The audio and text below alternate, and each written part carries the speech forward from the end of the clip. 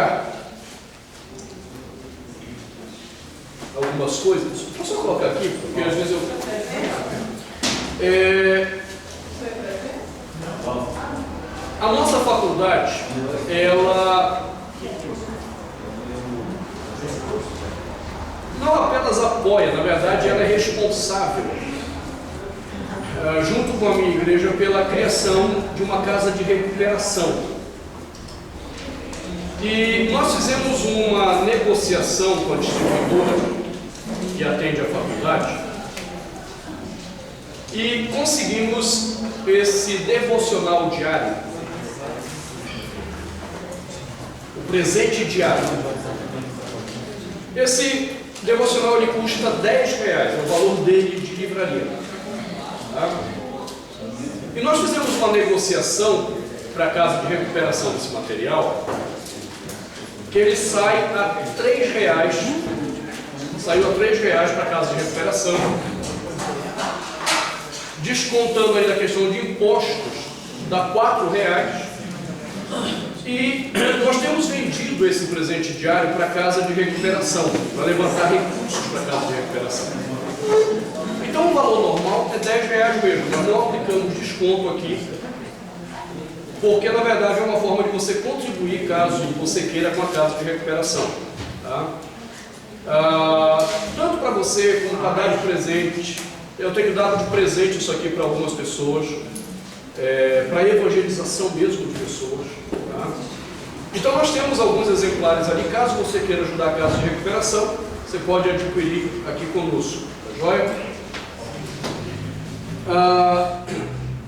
Há alguns poucos exemplares ali desse meu livro, da última impressão que a fonte fez, de R$ 36,90, que é o preço dele na livraria Saraiva.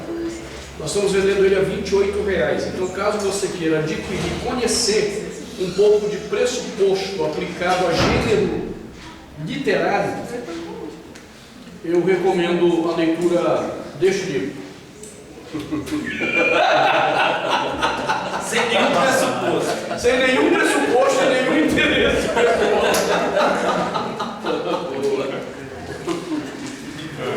Todo o pessoal da pós-graduação já está aí? Amém. Seu trabalho para nota. Já vai começar. Já. Esse pressuposto tem cuidado. Não é jogo do Brasil, pastor. Isso aí é trabalho pessoal da pós, os alunos que são da pós de hermenêutica. Vamos expulsar aquele professor petinente. Deixa eu dar para você. Olha, eu já me libertei também disso. Eu já fui um professor muito mais carrasco. Pelo que eu ando sabendo, esse meu espírito saiu de mim, esse espírito maligno, entrou no Tiago e no Alex.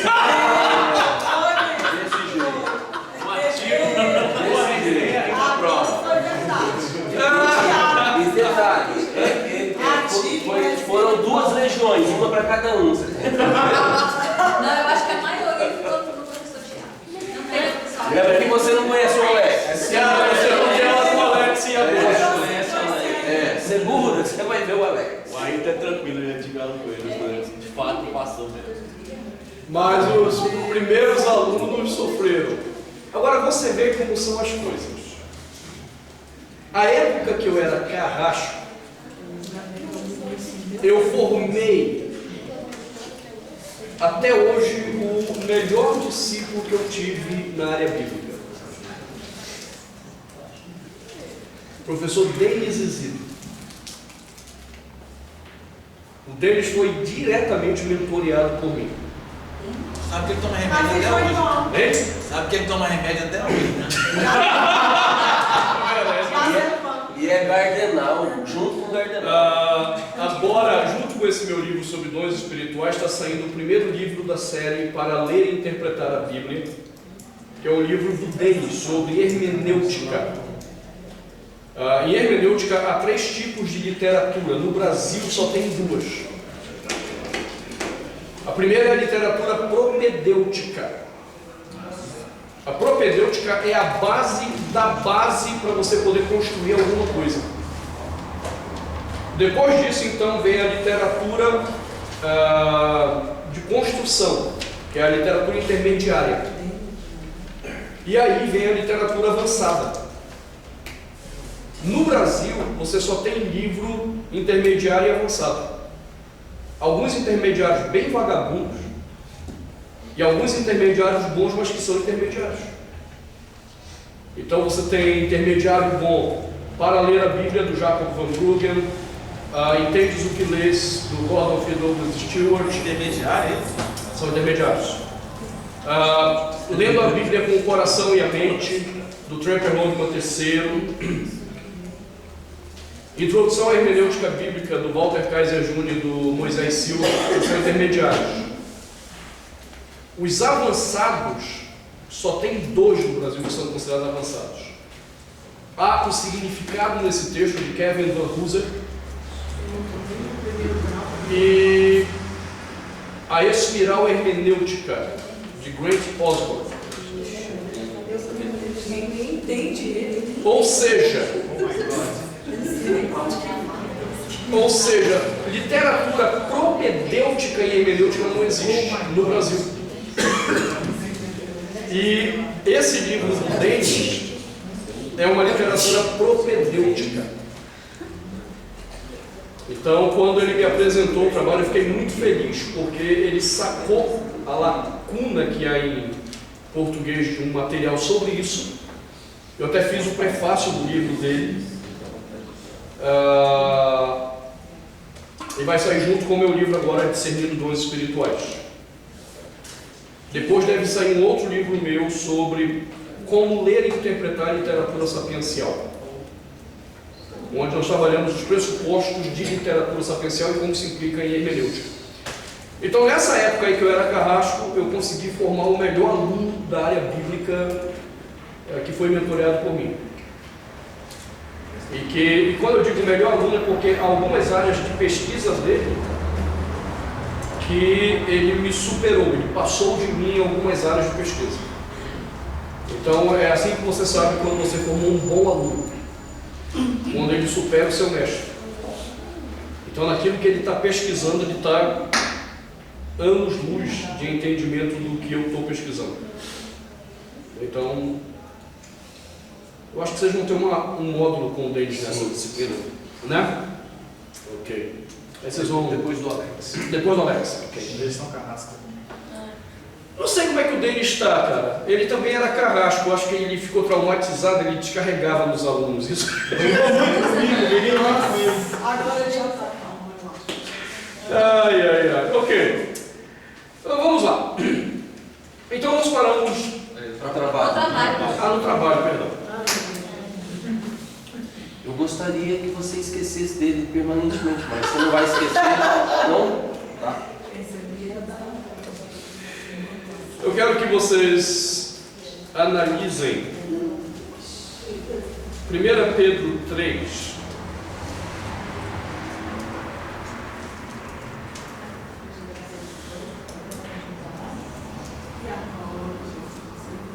Versículos 18 e 19.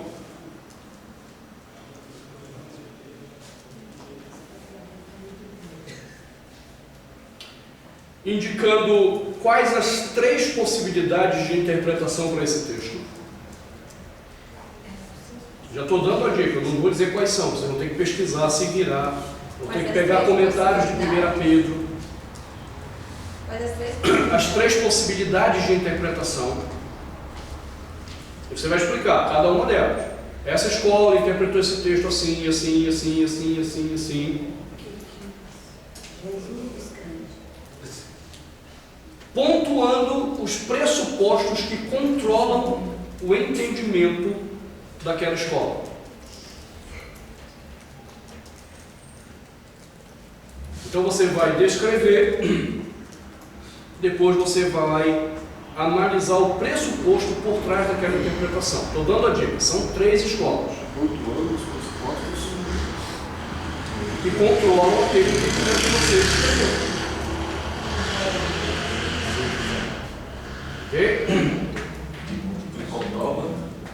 Que controlam o entendimento que você descreveu. Você pegou a escola e não descreveu o que eles disseram? Primeiro você vai descrever o que eles disseram, sobre o significado desse texto. Depois de descrever, começa a sua análise. Quais são os pressupostos que estão controlando esse entendimento? Apenas para ajudá-los.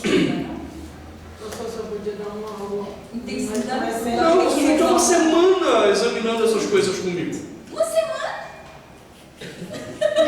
Apenas para ajudá-los. Eu poderia deixar vocês baterem cabeça. Ah, deixa que vai. Não, pelo amor de Deus. Primeira Pedro tem um comentário da Vida Nova que eu considero o melhor comentário em português de 1 Pedro, escrito por um brasileiro. Não li nenhum comentário até hoje de 1 Pedro igual desse cara. Dr. Enio Miller. E ainda que o Enio Miller seja professor daquele celeiro de heresia que é a Escola Superior de Teologia de São Leopoldo, o Enio Miller é um dos poucos crentes que tem ali, talvez o único crente daquela instituição. É um horror. Enio Miller? Se você ainda não se convenceu do que eu estou dizendo e talvez ache que é exagero, quando eu estava terminando os estudos na Universidade Luterana em Canoas, quando eu cheguei lá para o último semestre de estudos, eles estavam me contando do escândalo deles com o que aconteceu na Este no culto inaugural do ano letivo. Eles fizeram um culto ecumênico com o pai de santo, mãe de santo, budista, com direito a tocar o atabaque e as baianas rodarem no culto. E com a cara jeito. Depois que fosse só a cara já estava bom. Então o negócio ali é feio. Que não é ecumênico, isso não é ecumenismo, isso é sincretismo, é outra coisa errada que esses caras estão falando. Bom, o Miller é crente. E o comentário dele de Pedro é fantástico. Nesse comentário, ele discute duas escolas e ele vai se posicionar. Então a gente tem que comprar um livro. Examine esse livro dele que já vai te ajudar a entender as duas escolas. Qual é a editora? Ele não considera a terceira porque ele acha que não tem fundamentação exegética para a terceira. Ele ignora a terceira. Ele menciona, não vou nem perder tempo, não vou perder tempo com essa aqui. Mas ele menciona. Ele menciona por alto e não perde tempo com ela. Mas lá ele vai fazer isso que eu estou falando, descrever. E ele vai se posicionar. Só que eu discordo do posicionamento dele. Para mim ele foi para o lado errado da discussão. A terceira escola que ele não mencionou, que ele menciona ano passado, você vai encontrar num artigo do Dr. Heber Campos. Você jogar lá no Google,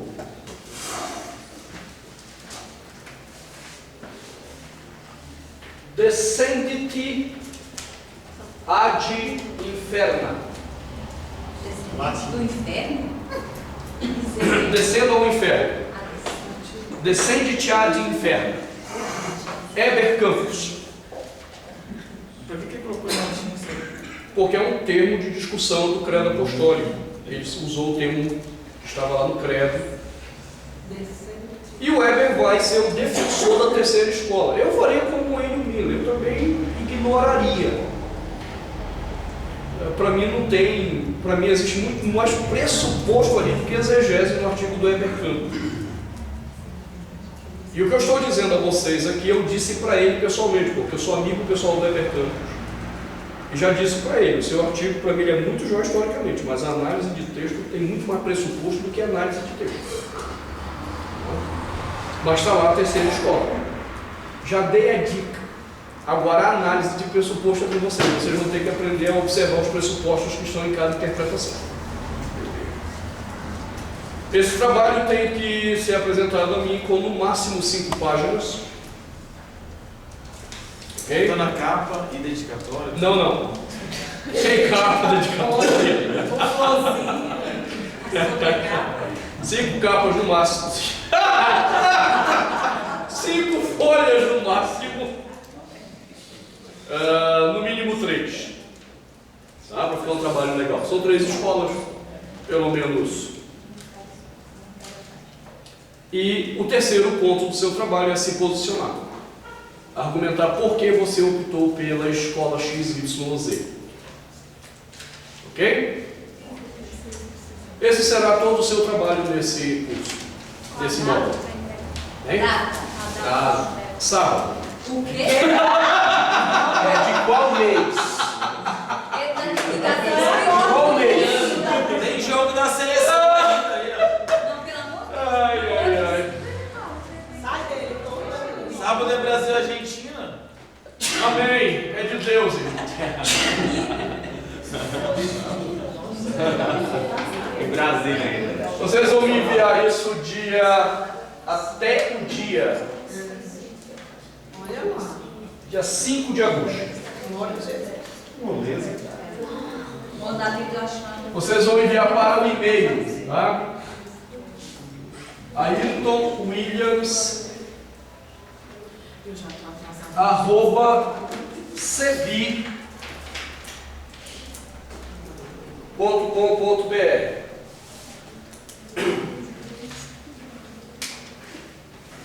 Tá joia? Mandem para esse e-mail. É o meu e-mail profissional agora. Eu estou separando as coisas na minha vida.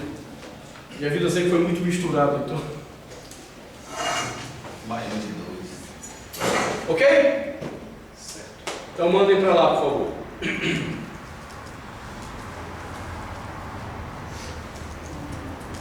Podemos voltar aqui ao nosso problema. Vamos exorcizar os pressupostos. Isso. Uma leitura que talvez seja muito útil para vocês sobre esse assunto dos pressupostos, onde eles nascem, como eles se entrelaçam, é um vídeo que eu gravei há uns meses atrás, chamado O que é Normal? Um estudo de caso no homossexualismo. É onde eu aplico isso aqui do pressuposto para entendimento do que acontece no homossexualismo. Tá? Esse vídeo está no YouTube. Então você joga lá o que é normal Ailton Williams ou o que é normal episcopal, vai aparecer lá o vídeo. São 48 minutos de explicação do problema do pressuposto a partir da cosmogonia e cosmovisão. Tá? E aí depois eu aplico ao caso do homossexualismo. O que está lá você aplica aqui também. A única coisa que muda é agora esse conceito aplicado agora aqui à questão bíblica e hermenêutica. É a mesma coisa. Aquilo ali é a base de tudo. Ok? Muito bem. Nós temos entendido que é impossível praticar uma hermenêutica isenta de pressuposto. Qual é o fato que nós temos para a construção da hermenêutica? Lembre-se, o fato tem que existir. Sem fato, não é possível fazer hermenêutica. Sem fato, não é possível interpretar.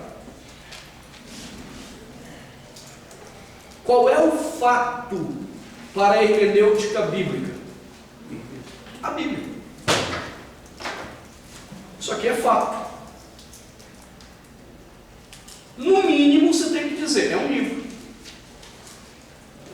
No mínimo, você tem que dizer, é um livro que tem, agora começa a complicação, 66 livros? Ou 73?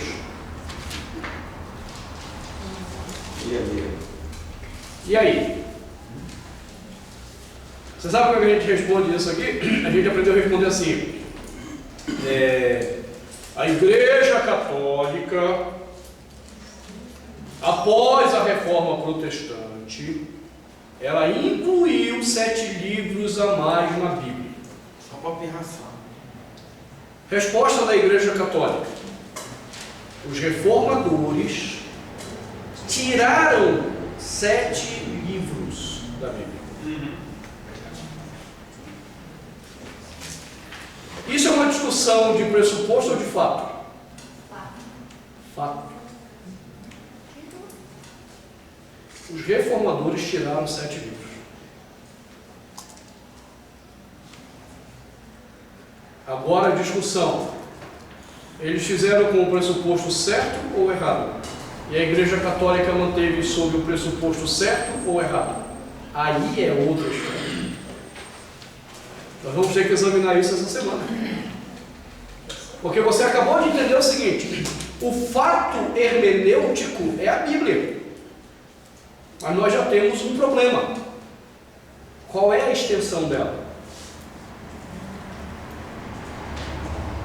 Mas antes de resolver esse problema, nós temos que resolver o problema crucial do fato.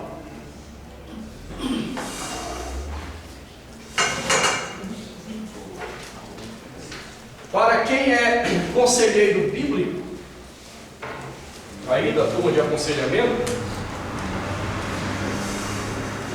a gente diz assim: nós não aconselhamos não convertidos.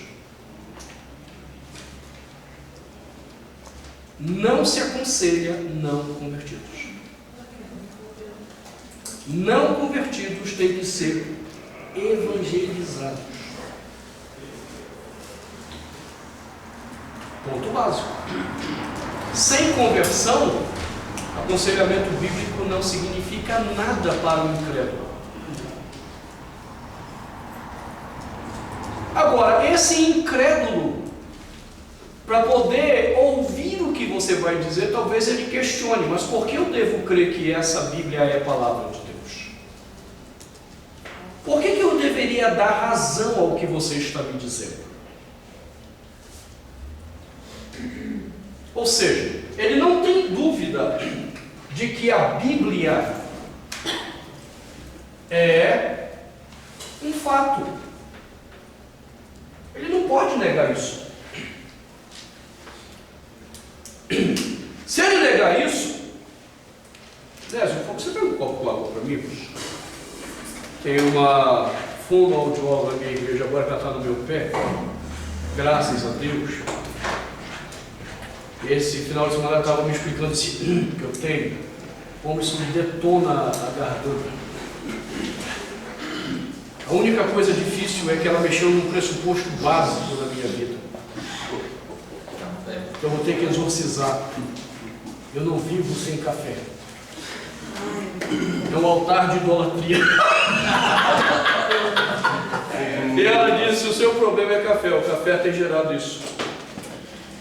E ela disse assim: quando tiver a vontade do ha-ha, tome um copo com água. E evite o ha-ha para não detonar sua voz. E o pigarro está aqui. Você imagina se eu fumasse? Amém. Não, mas eu nunca fumei. Tirando aquela coisa de curiosidade da adolescência, que eu fumei 2 maços de cigarro num dia só e queimei a língua e tudo. Já chegou acelerando. Ué, no dia que eu experimentei cigarro, eu fumei 2 maços. No dia seguinte deu uma íngua debaixo do... Só para experimentar. Não, é porque eu tinha tomado quase tipo de bebida alcoólica, eu tava doidão. Para de extravagante. Foi extravagante. Pecado naquela noite foi Extravagante. Mas, num certo sentido, me ajudou a ver como não presta mesmo. Muito bem. Bom, esse incrédulo, ele tem a Bíblia como fato. Negar isso é assinar um atestado de ignorância. Ele não tem como fugir disso aqui. Ele não tem como fugir também da informação de que esse livro aqui é histórico. É no mínimo histórico.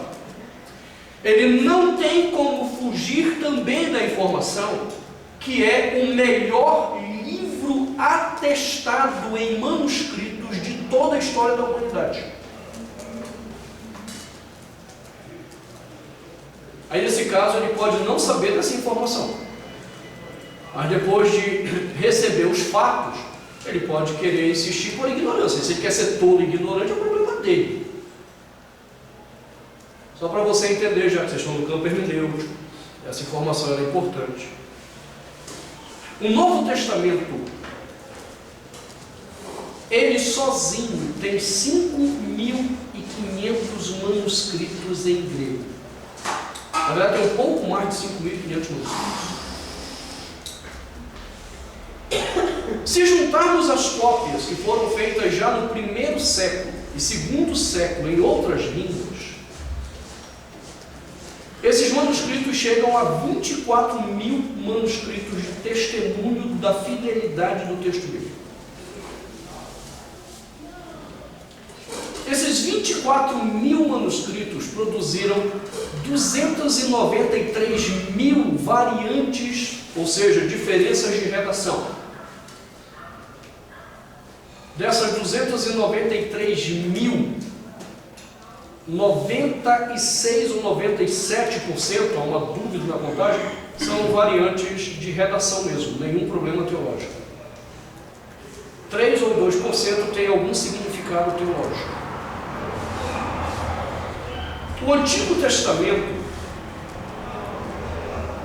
ele tem um pouco mais de 700 manuscritos antigos, antes do cristianismo primitivo, antes da encarnação de Jesus. Quando comparada à cópia mais recente dele, a discrepância é de apenas 2%. O terceiro livro, que é reputado como manuscritologicamente seguro, é o texto de Homero, Ilíada, que tem 400 cópias, cujo original para a cópia mais recente tem um intervalo de mais de 1000 anos.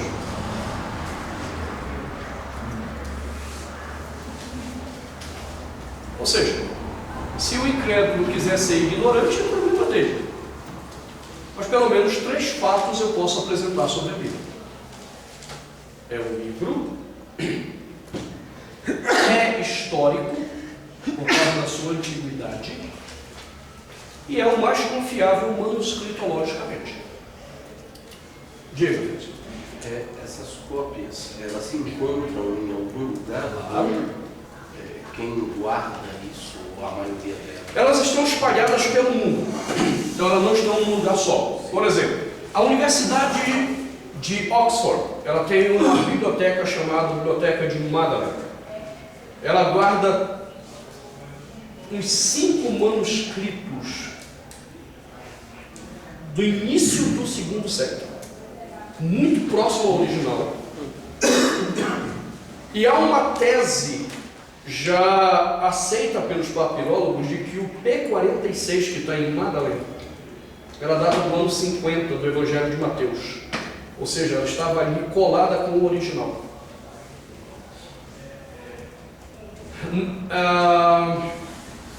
Depois que acharam os rolos do Mar Morto, o governo de Israel fez uma biblioteca para que visitantes possam ver esses manuscritos. Inclusive é uma biblioteca feita em forma de um rolo.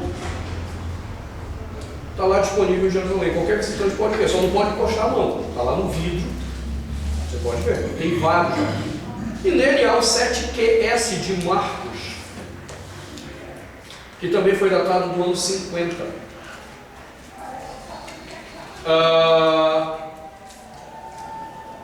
Na Inglaterra, tem uma biblioteca chamada John Highlands. Ela tem vários desses manuscritos também disponíveis para visitação. E a despeito das idiotices da teoria da conspiração, o Vaticano tem uma biblioteca disponível também com vídeos para quem quiser ver todos os manuscritos que o Vaticano tem da Bíblia. E vários dos mais antigos estão lá. Aí tem também na França, a Biblioteca de Lyon, tem no Cairo, no Egito. Ou seja, você tem que gastar um bom dinheiro para peregrinar em todos os lugares onde estão esses manuscritos. Mas está lá documentado, isso é fato. Está lá. Está lá. Documentado não, catalogado. Eles estão catalogados. Quem trabalha com tradução da Bíblia como eu, quando você compra o texto crítico de tradução, eles vêm catalogados em códigos, me dizendo onde que tem diferença de esse manuscrito não lê igual esse aqui. E ele me diz onde está o manuscrito. Está tudo catalogado no chamado aparato crítico. Então, com o aparato crítico, eu sei onde está aquele documento. Ok? Então, é só vocês entenderem. É fato. Pelo menos 3 informações são fatos. Agora, o que não é fato? O cara olha para você e diz, tudo bem, a Bíblia é um fato porque é um livro, porque é antigo ou histórico, porque está bem documentado, mas isso não prova que ela é palavra de Deus. Correto? Perfeito, isso aqui é pressuposto. O fato não diz que é. E ainda que ela mesma possa requerer para si a identidade de palavra de Deus, isso não prova que ela é. Então eu tenho que questionar a natureza. Qual é a natureza da Bíblia? E a pergunta pela natureza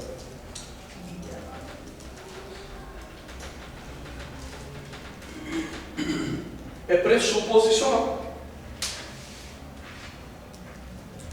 Dessa pergunta, 3 escolas surgiram. Já 10 e 5, que heresia. Lembrando que amanhã tem aula normal. 7h30 estarei aqui para dar aula. Vou pegar minha senha.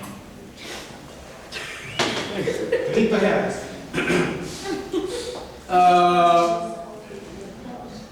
3 escolas surgiram desse entendimento. Eu quero começar pela escola mediana. Por que a escola mediana? Porque foi ela que trouxe a bagunça. Até então ninguém tinha bagunçado o coreto. A chamada escola liberal. Escola mediana é a mesma que a liberal? É. Mediana, você nunca vai encontrar esse termo. Eu estou usando coisa assim, ela é a do meio. Né? E na psicologia comportamental diz que o filho do meio sempre é o problemático da família. No entendimento da teologia deu na mesma. O filho do meio é o problemático. Meu pai não diz isso. Né? O meu pai não diz isso. Você é o do meio, quer ver? Não, eu sou o primogênito. Mas assim, tem estudos comportamentais sobre o segundo filho. Isso não se aplica a todos, mas se aplica a 97% dos filhos. O segundo filho é problemático.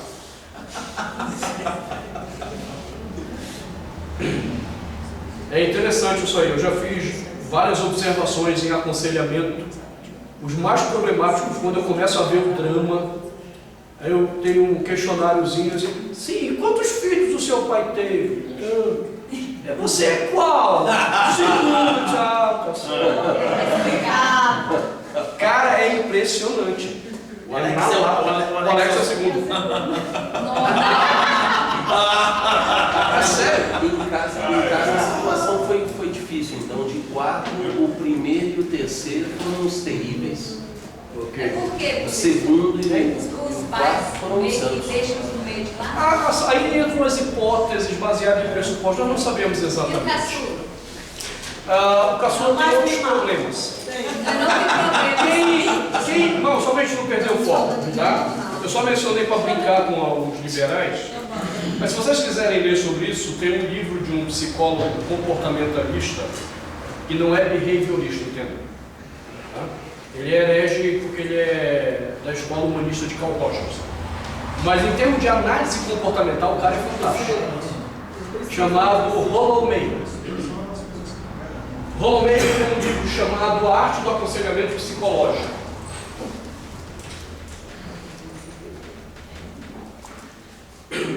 A Arte do Aconselhamento Psicológico, editora Vozes.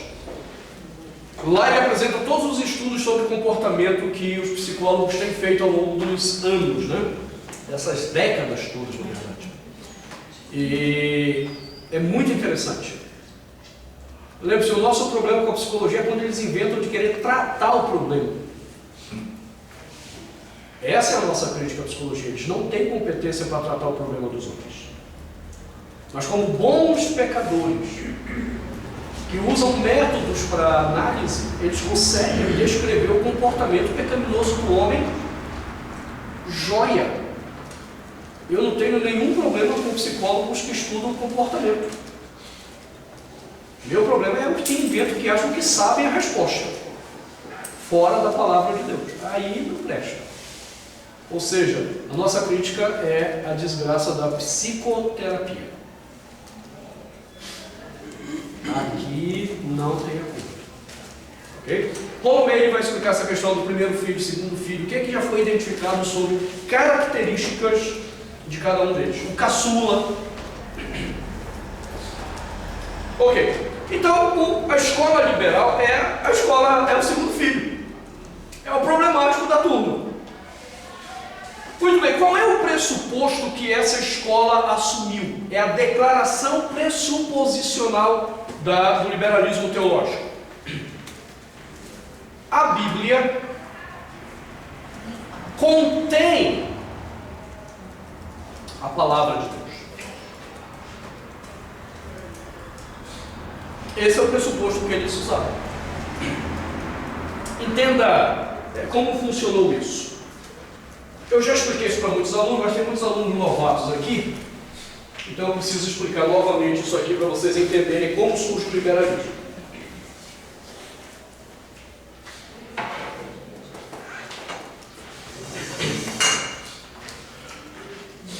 No século XVI,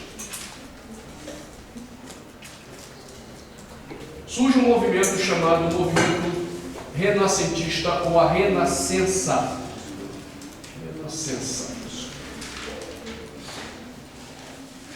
O renascentismo nasceu com o pressuposto de que o homem é o centro de todas as coisas. Esse aqui é o pressuposto renascentista. E porque ele é o centro de todas as coisas, nós temos que resgatar tudo aquilo de magnífico que os homens já produziram. Então eles deram atenção à arte antiga. A maioria dos livros de história falam besteira. Eles deram atenção à arte greco-romana. Não é verdade, isso é uma mentira desgraçada, ou ignorância do historiador. Eles deram atenção a toda a arte antiga. Agora, o que estava disponível mais facilmente para eles? A arte greco-romana. Eles tinham mais subsídios de pesquisa, de análise, porque aquela arte estava ainda preservada na cultura ocidental. Mas eles deram atenção à cultura árabe, eles deram atenção à cultura judaica. Foi nessa época que o judaísmo voltou a ser discutido no Ocidente. Eles deram atenção às civilizações que já haviam acabado, tipo a civilização persa, a babilônica. Foi dada atenção também, só que não na mesma proporção que a greco-romana, porque não se tinha muitos elementos de análise. Porque o homem é o centro de todas as coisas, todo o universo,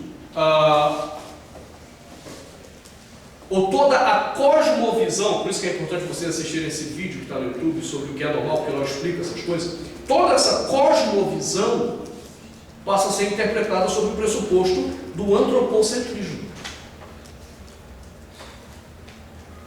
O próximo passo, então, veio logo em seguida no século XVII. Se o homem é o centro de todas as coisas, a razão desse homem é o fundamento para ele estabelecer a verdade. Perceba, uma coisa está ligando a outra. Isso aqui, na verdade, para a gente citar aqui, é racionalismo, então não é razão. Racionalismo. O homem é o centro, então a razão dele deve controlar a verdade. Olha como o pressuposto está funcionando. Ninguém pode chegar de fora para esse homem e dizer, isso é a verdade.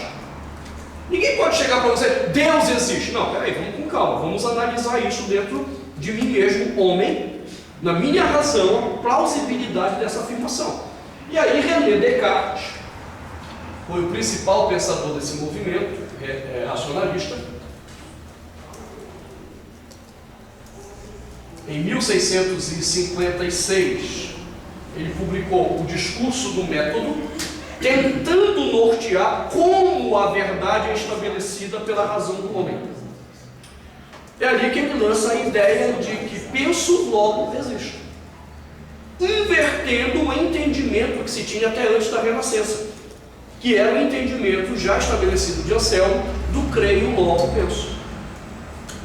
Ele inverte o papel. Só que Descartes não conseguiu se libertar, segundo os iluministas, dos dogmas da religião. Descartes continuava crendo em Deus, ele continuava crendo no cristianismo, ainda que tivesse passado pelo filtro racional dele. E algumas coisas que não passaram, que ele foi colocando de canto, mas que preservou Deus e a fé cristã, foram tomadas logo em seguida no século XVIII. No século XVIII vem então o mais importante movimento filosófico do Ocidente, o Iluminismo. Percebendo que esse homem, por causa das suas crenças, não conseguia se libertar para a verdade, o Iluminismo diz: esqueça o antropocentrismo. A razão, o noocentrismo, é a base de toda a verdade.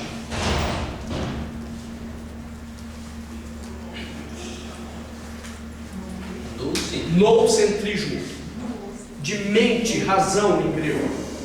Isso aqui é a base. E o homem tem que estar sujeito àquilo que a razão disser. Então ele já não é o centro em si, mas a razão que dele brota deve controlar ele mesmo. E aí o iluminismo, entendeu? Chegamos agora à idade da maturidade. Ok? Nasceu o iluminismo, século XVIII. O iluminismo lançou uma doutrina para poder então aplicar os seus pressupostos noocêntricos. A sua doutrina foi o liberalismo. Essa é a doutrina do iluminismo, liberalismo. O liberalismo, ele está ancorado em dois fundamentos: liberdade e igualdade. E não me fale da tolice francesa da fraternidade. O fraternité da França é uma palhaçada. Os franceses no iluminismo não passaram de palhaços no iluminismo. Graças ao marxismo, eles foram elevados à categoria de eruditos, mas não passaram de palhaços no iluminismo. O único país que aplicou o iluminismo de fato na sua base liberal chama-se Estados Unidos. Primeiro que a independência norte-americana ocorreu 13 anos antes da Revolução Francesa, da palhaçada da Revolução Francesa. 1776. Revolução Francesa, 1789. Nos Estados Unidos, as bases de liberdade e igualdade foram levadas a sério. Na Revolução Francesa, palhaçada. Depuseram o rei, enforcaram o rei, mataram os padres. A base da liberdade dizia que não pode haver um governo centralizado, mas que o governo tem que nascer dos homens. Isso aqui era o ideal iluminista, inclusive formatado na França. A ideia dos três poderes. Ok? O que é que aconteceu na França? Depois da Revolução, o partido dos jacobinos tomou o poder na marra.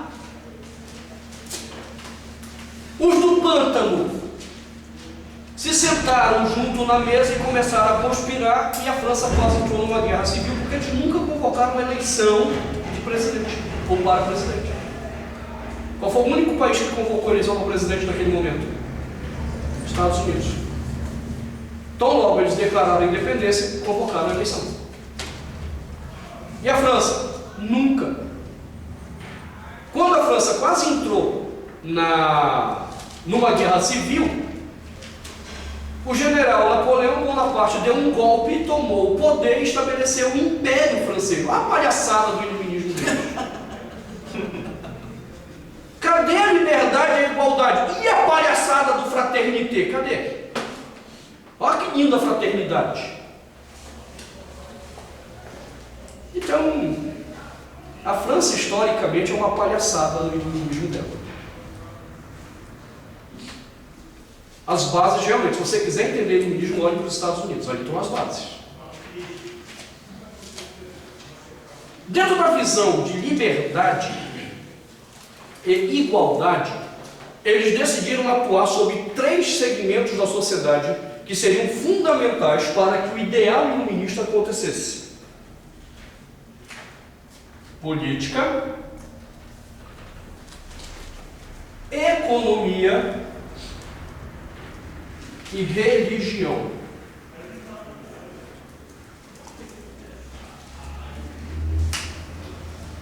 No Brasil nós temos resquícios até pouco tempo atrás disso. O que era PL?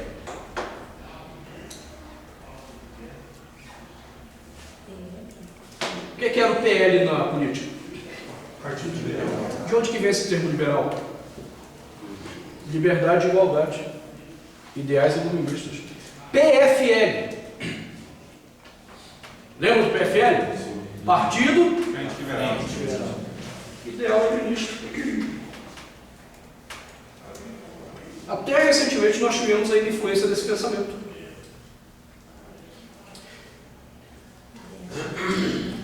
Economia. Havia uma máxima dos iluministas, cunhada na França também, que dizia o seguinte: que o governo não deve interferir na economia. A economia tem que ser livre. E aí se cunhou a expressão laissez-faire, laissez-passer. Deixe fazer, deixe acontecer. O governo não deve interferir. Os Estados Unidos levou a sério isso. A França não. Os Estados Unidos levou tão a sério que em 1929 teve a quebra da Bolsa de Valores de Nova York. E lascou o mundo todo. O presidente Roosevelt fez uma intervenção para poder salvar a economia americana. Salvou, mas eles voltaram ao ideal iluminista do laissez-faire, laissez-passer. Na época do Fernando Henrique, veio uma outra crise que quase quebrou os Estados Unidos, ainda por eles insistirem nessa mentalidade. E agora, no governo Barack Obama, mais uma crise. Ou seja, nós ainda somos controlados por muitos dos ideais liberais do iluminismo, tanto politicamente quanto economicamente. Eles conseguiram emplacar na cultura ocidental nessas duas áreas, nesses dois segmentos, o ideal de liberdade e igualdade. Quando chegou na religião, eles travaram. Por quê? Porque o cristianismo depõe contra os dois ideais. Biblicamente, nenhum homem é livre. E nunca será livre. Biblicamente, os homens não são iguais.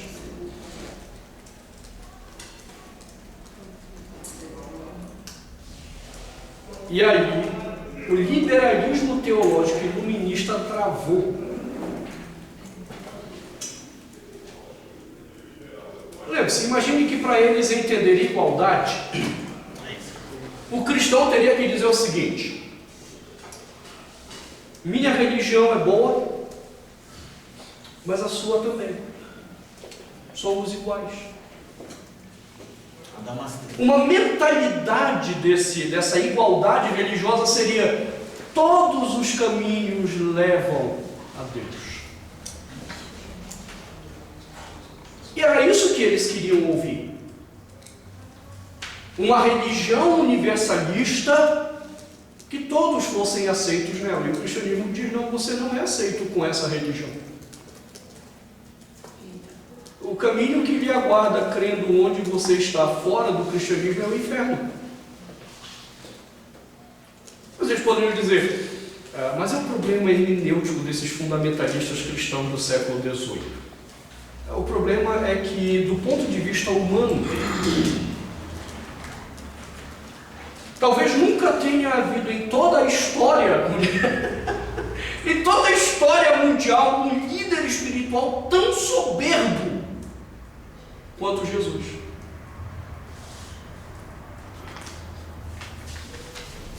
Entendeu? Estou falando do ponto de vista humano. Jesus chega, olha para os discípulos e diz: eu sou o caminho.